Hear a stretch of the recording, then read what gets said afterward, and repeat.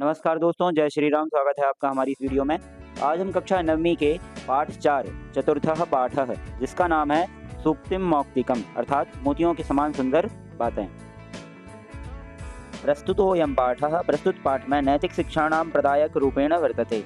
नैतिक शिक्षा के प्रदायक के रूप में यहाँ पर विद्यमान है। अस्मिन् पाठांशे विविध ग्रंथेभ्यः संग्रहणं कृत्वा नाना नैतिक शिक्षाबोधक पद्यानि गृहीतानि सन्ति। इस पाठ में अनेक प्रकार के नैतिक शिक्षा को बताने वाले पद्य लिए गए।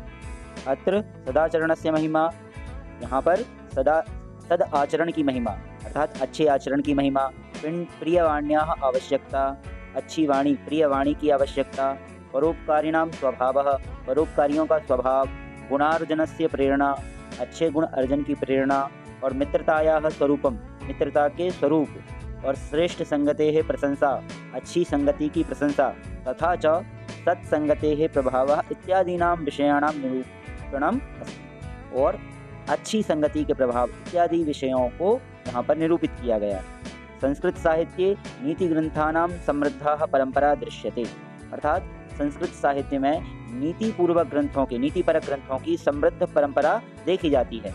तत्र प्रतिपादित शिक्षाणां अनुगमनं कृत्वा जीवन साफल्यं कर्तुं शक्नुमः, और इनमें प्रतिपादित शिक्षा का अनुसरण करके जीवन को सफल कर सकते हैं। तो आइए पाठ प्रारंभ करते हैं। पहला वाला श्लोक है वृत्तम यत्नेन संरक्षेत वित्तमेति च याति च अक्षीणो वित्ततः क्षीणो वृत्तस्तस्तु हतो हतः अर्थात वृत्तम यत्नेन संरक्षेत, वृत्त कहते हैं चरित्र को। तो मनुष्य को चरित्र की रक्षा संरक्षण मतलब संरक्षण अर्थात रक्षा करनी चाहिए, प्रयत्न पूर्वक रक्षा करनी चाहिए। वित्तमेति च याति च, धन तो आता जाता रहता है।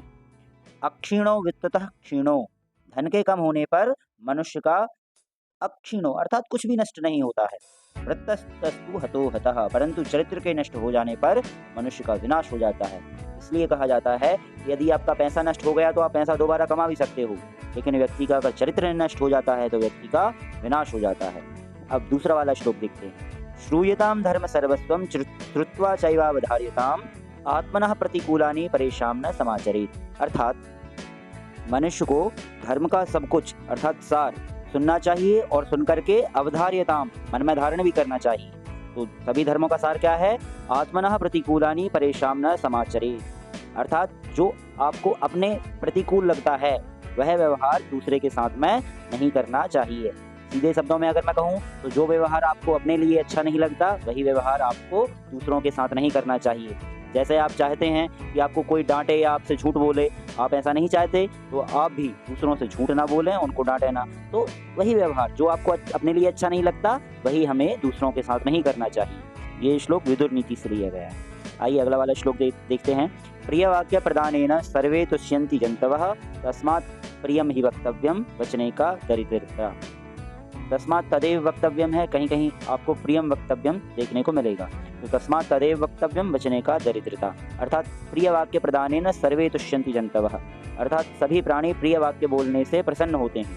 तस्मात् तदेव वक्तव्यम, इसलिए हमें मीठे वचन ही बोलना चाहिए। वचने का दरिद्रता, बोलने में क्या दरिद्रता? यहाँ पर दरिद्रता का अर्थ है कंजूसी। ठीक है, एक दरिद्रता अर्थ होता है वो गरीबी होता है, लेकिन यहाँ पर जो दरिद्रता उपयोग में किया गया है वो है कंजूसी के लिए। अगला वाला श्लोक देखेंगे। पिबन्ति नद्यः स्वयमेव नाम्भः स्वयं न खादन्ति फलानि वृक्षाः नादन्ति सस्यं खलु वारिवाः परोपकाराय सतां विभूतयः अर्थात जैसे नदियाँ अपना जल स्वयं नहीं पीती हैं, वृक्ष अपने फल स्वयं नहीं खाते हैं, बादल स्वयं फसल नहीं खाते हैं, वैसे ही सज्जनों की संपत्ति परोपकार के लिए होती है अर्थात सज्जन लोग जो होते हैं वह दूसरों के भलाई के लिए ही कार्य करते हैं, वे स्वार्थी नहीं होते हैं। तो परोपकारी लोगों का यही लक्षण होता है, उनका हर कार्य दूसरों के अच्छे के लिए होता है, हर कार्य समाज की भलाई के लिए होता है। तो ये श्लोक हमें ये शिक्षा प्रदान करता है। दूसरा वाला श्लोक देखेंगे अगला। गुणेष्वेभिः कर्तव्यः प्रयत्नः पुरुषैः सदा गुणयुक्तो दरिद्रोपि नैश्वर्य गुणैः समः अर्थात मनुष्य को सदा गुण ग्रहण करने के लिए ही प्रयत्न करना चाहिए। गुणयुक्त निर्धन व्यक्ति भी गुणहीन धनी व्यक्ति के समान नहीं होता अर्थात गुणयुक्त व्यक्ति निर्धन होते हुए भी गुणहीन धनी व्यक्ति से श्रेष्ठ होता है। तो आया समझ में आपको? अब अगला वाला श्लोक देखेंगे। आरंभ गुर्वी क्षयणी क्रमेण लब्धि पुरा वृद्धमती च पश्चात दिनस्य पूर्वार्ध परार्ध भिन्ना छायैव मैत्री खल सज्जनाना।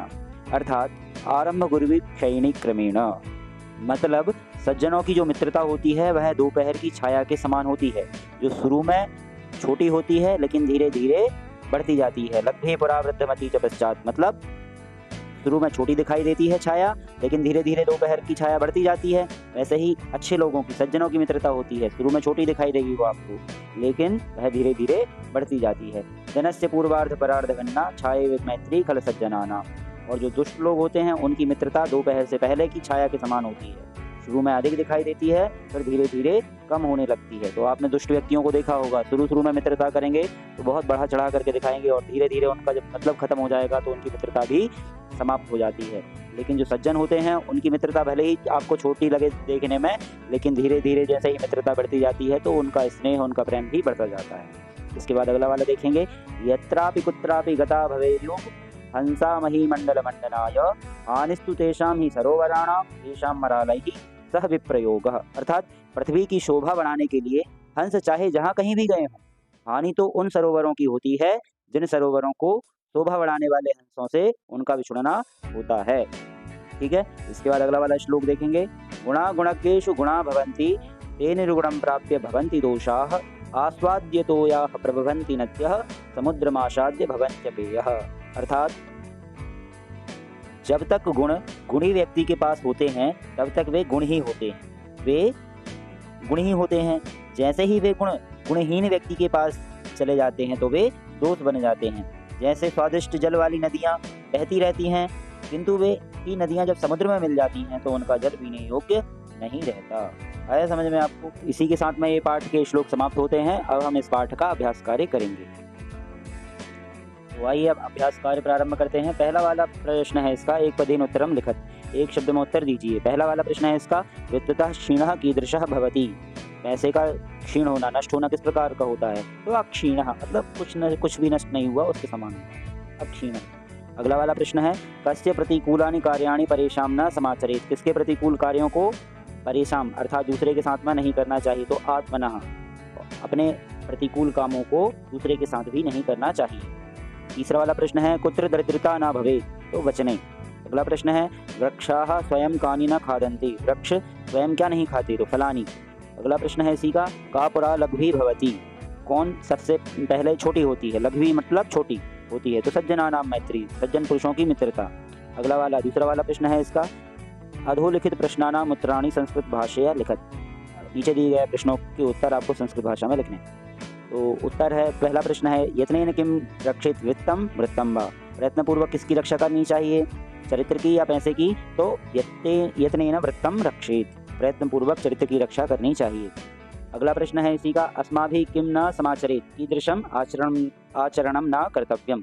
तो अस्माभिः आत्मनः प्रतिकूलम आचरणम परैः सह न कर्तव्यः। इसमें भी वही कहा गया है कि हमें वैसा व्यवहार, प्रश्न में पूछा गया है हमें कैसा आचरण नहीं करना चाहिए, तो उत्तर होगा हमें वैसा आचरण नहीं करना चाहिए जो आचरण हमें अपने लिए पसंद नहीं है, प्रतिकूल है, वही आचरण दूसरों के साथ में नहीं करना चाहिए। तीसरा प्रश्न है, जंतवः केन तुष्यन्ति। प्राणी किससे संतुष्ट होते हैं? तो जंतवः प्रियवाक्य प्रदानेन तुष्यन्ति। प्राणी प्रिय वचनों से संतुष्ट होते हैं। अगला प्रश्न है, सज्जनानां मैत्री कीदृशी भवति। सज्जनों की मित्रता कैसी होती है? तो सज्जनानां मैत्री पुरा लघ्वी पश्चात च वृद्धमति भवति। सज्जनों की मित्रता पहले छोटी होती है, लघु होती है, पश्चात वृद्धमति, धीरे धीरे वो वृद्ध होती जाती है, बढ़ती जाती है। अगला प्रश्न है, सरोवराणां हानि कदा भवति। उत्तर होगा, यदा सरोवराणां मरालैः सह विप्रयोगः भवति तदा तेषां हानि भवति। इसके बाद अगला वाला प्रश्न देखेंगे। तीसरे वाले में दो स्तंभ दिए गए हैं, का स्तंभे विशेषणानि ख स्तंभे च विशेष्याणि दत्तानि तानि यथोचित योजयेत्। इसमें आपको विशेषण विशेष्य शब्द दिए गए हैं, इनमें आपको उनको मिलाना है। तो आस्याद्यतोया, ये जुड़ जाएगा नद्यः शब्द से, ख है गुणयुक्तः, तो ये मिल जाएगा दरिद्रः शब्द से। तीसरा है दिनस्य पूर्वार्ध भिन्ना, ये हो जाएगा खलानां मैत्री। चौथा जुड़ जाएगा, चौथा है दिनस्य परार्ध भिन्ना, ये हो जाएगा सज्जनानां मैत्री। ठीक है, इसके बाद चौथा वाला प्रश्न देखेंगे। अधोलिखितयोः श्लोकद्वयोः आशयम हिंदी भाषया आंग्ल भाषया वा लिखत। नीचे दिए गए शब्दों को आपको श्लोकों का आशय हिंदी भाषा या अंग्रेजी भाषा में लिखना है। तो हमने यहाँ पे हिंदी भाषा में लिखा है। श्लोक है आरंभ गुरुवि क्षैणी क्रमेण लक्ष्मीपुरा वृद्धमती च पश्चात दिनस्य पूर्वार्ध परार्धगन्ना छाये मैत्री फल सज्जनाना। यह आशय है कि जैसे दोपहर के बाद की छाया शुरू में छोटी और धीरे धीरे बढ़ती है, उसी प्रकार सज्जनों की मित्रता शुरू में कम और फिर धीरे धीरे बढ़ने लगती है। लेकिन जैसे दोपहर से पहले की छाया शुरू में अधिक और धीरे धीरे कम होने लगती है, वैसे ही दुष्ट लोगों की मित्रता शुरू में अधिक और फिर धीरे धीरे कम होने लगती है। अतः हमें सदैव सज्जनों के साथ ही मित्रता करनी चाहिए। दूसरा वाला है इसका श्लोक, प्रिय वाक्य प्रदानेन सर्वे तुष्यन्ति जन्तवः तस्मात् तदेव वक्तव्यम वचने का दरिद्रता। आशय है इसका कि सभी प्राणी प्रिय वचन बोलने से प्रसन्न होते हैं, इसलिए हमें मीठे वचन ही बोलना चाहिए। बोलने में क्या दरिद्रता, अर्थात मीठे वचन बोलने में कंजूसी क्यों, इसलिए हमेशा मीठे वचन ही बोलना चाहिए। अब पांचवा वाला प्रश्न देखते हैं। अधोलिखित पदेभ्यः भिन्न प्रकृति पदम चित्वा लिखत। नीचे दिए गए जो वाक्य शब्द दिए गए हैं आपको, उनमें आपको भिन्न शब्द चुन करके लिखना है। जैसे यहाँ पे दिया गया है, पहला वाला है वक्तव्यम कर्तव्यम सर्वस्वम हंतव्यम, तो सर्वस्वम भिन्न शब्द होगा।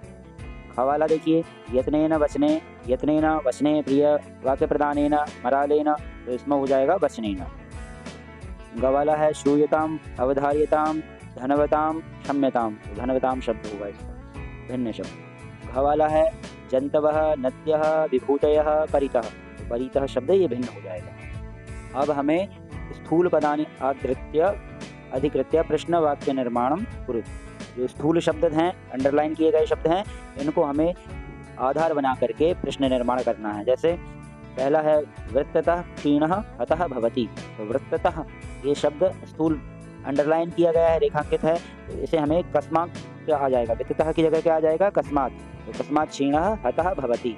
अब दूसरा वाला देखेंगे, धर्म सर्वस्वम श्रुत्वा अवधार्यताम, धर्म सर्वस्वम इसकी जगह आ जाएगा कम, तो कम श्रुत्वा अवधार्यताम। तीसरा वाला देखेंगे इसी का, वृक्षा फलम न खादंती, तो वृक्षा ये अंडरलाइन किया गया शब्द स्थूल है, तो के फलम न खादंती। अगला है इसी का, खलानाम मैत्री आरंभ गुरुवी भवति, तो खलानाम ये शब्द स्थूल है, अंडरलाइन किया गया है, तो खलानाम की जगह आ जाएगा केशाम, तो केशाम मैत्री आरंभ गुरुवी भवति। अगला प्रश्न देखेंगे, सातवां वाला प्रश्न है अधोलिखित वाक्यानि लोट लकारे परिवर्तयत। नीचे दिए गए शब्दों को, वाक्यों को आपको लोट लकार में परिवर्तित करना है। जैसे यथा सह पाठम पठति, तो ये लट लकार में है, तो इसे लोट लकार में करना है, तो हो जाएगा सह पाठम पठतु। अब देखते हैं पहला वाला, क वाला है नद्यः आस्वाद्य तोयाः सन्ति, तो इसे लोट लकार में करेंगे तो क्या हो जाएगा नद्यः आस्वाद्य तोयाः सन्तु। ख वाला देखेंगे, सह सदैव प्रियवाक्यम वदति, इसको लोट लकार में लिखेंगे तो हो जाएगा सह सदैव प्रियवाक्यम वदतु। ग वाला देखेंगे, त्वं परेषां प्रतिकूलानि न समाचरसि, इसका लोट लकार होगा त्वं परेषां प्रतिकूलानि न समाचर। घ वाला देखेंगे, ते वृत्तम यत्नेन संरक्षन्ति, इसको लोट लकार में करेंगे तो हो जाएगा ते वृत्तम यत्नेन संरक्षन्तु। ङ वाला देखेंगे, अहम परोपकाराय कार्यम करोमि, लोट लकार में हो जाएगा ये वाक्य अहम परोपकाराय कार्यम करवाणि। तो इसी के साथ में ये अभ्यास कार्य भी और पाठ ही हमारा समाप्त होता है। आशा है आपको समझ में आया होगा। जय श्री राम।